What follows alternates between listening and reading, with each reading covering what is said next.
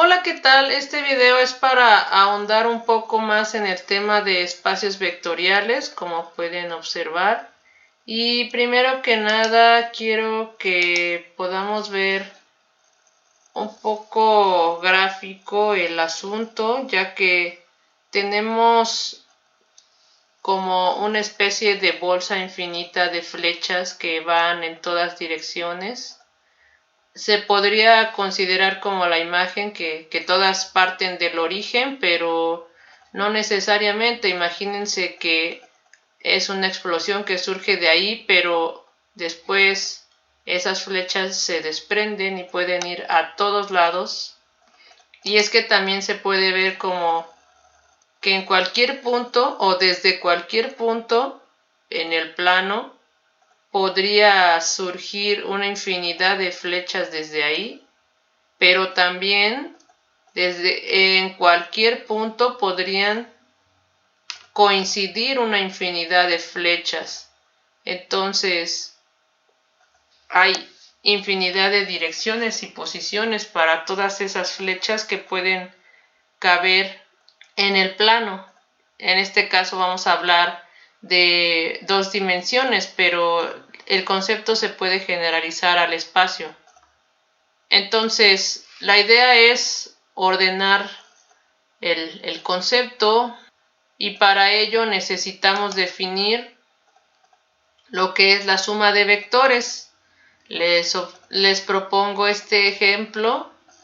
El vector u parte del origen y termina en el punto 4,5. El vector b parte del origen y termina en el punto 9,-2. Y la suma de dichos vectores nos da nuevamente otro vector que en este caso parte del origen y llega al punto 13,3, que resulta, observen que sumamos la primera coordenada de u con la primera coordenada de b y eso nos da la primera coordenada del vector suma. De la misma manera sumamos la segunda coordenada del vector u con la segunda coordenada del vector b y eso nos dio la segunda coordenada del vector suma.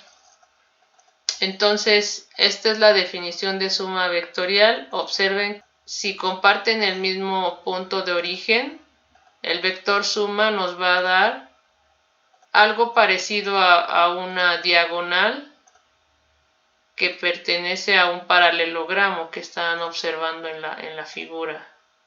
En cualquier suma de vectores se va a dar este fenómeno gráfico.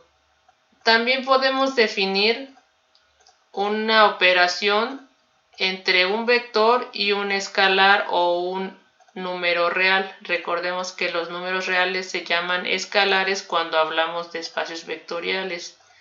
Entonces, el producto entre ellos dos se realiza respecto a las coordenadas del vector. Observen que tenemos aquí un ejemplo específico, es el vector u que parte del origen y llega al punto 9,4. En este caso la k vale 1. Para obtener ku lo que hacemos es multiplicar la primera coordenada de u por el valor de k. Y para obtener la segunda coordenada del vector ku, multiplicamos la k por la segunda coordenada de u. En este caso nos da otra vez 9,4 porque recuerden que la k vale 1, entonces es neutro multiplicativo. Pero bueno, es un caso particular, solo es para ejemplificar la operación entre un número real y un vector.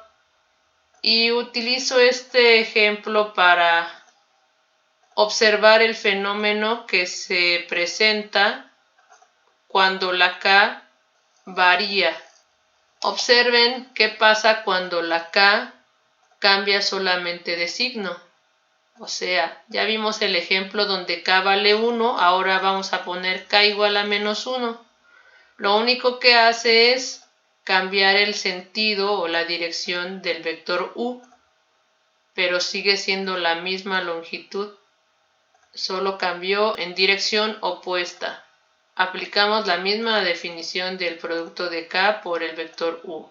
pero en este caso 9 por menos 1 nos da menos 9 y 4 por menos 1 nos da menos 4 y por ello obtenemos un vector KU que tiene dirección opuesta al vector U. Observen ahora qué pasa si yo utilizo la K igual a 2. Si se fijan, aplicamos la misma definición y ahora obtenemos un vector KU que tiene doble tamaño o longitud que el vector original. Entonces, si yo multiplico por K igual a 3, lo que va a hacer es aumentar la longitud del vector U 3 veces. Y así sucesivamente con cualquier valor de K que yo le dé cuando K sea entero y mayor que 1. Lo que hace es multiplicar la longitud de U. De la misma forma, si ahora utilizo un valor de K menor que 1, lo que hace la multiplicación de ese K por el vector es obtener el vector KU con longitud más pequeña que el vector original. En este caso usé K igual a 1/2 y por ello obtuvimos un vector con la mitad de longitud que el original. Ahora, observen que todos estos ejemplos que acabo de mostrar me dieron vectores paralelos al vector original.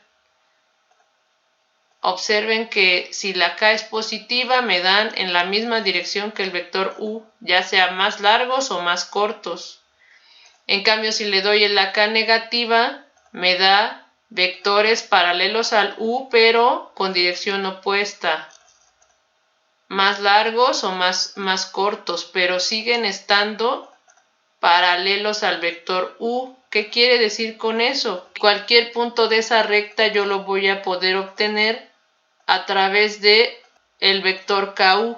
Simplemente busco mi valor de K que necesite multiplicarlo por U para llegar a ese punto. Entonces, la afirmación es que esta recta que están observando es un espacio vectorial de dimensión 1, considerando la suma de vectores y considerando también el producto de un vector por un escalar. Bueno, ya lo afirmé, pero no es suficiente, así que si deseas conocer la demostración, te invito al siguiente video. Gracias, hasta luego.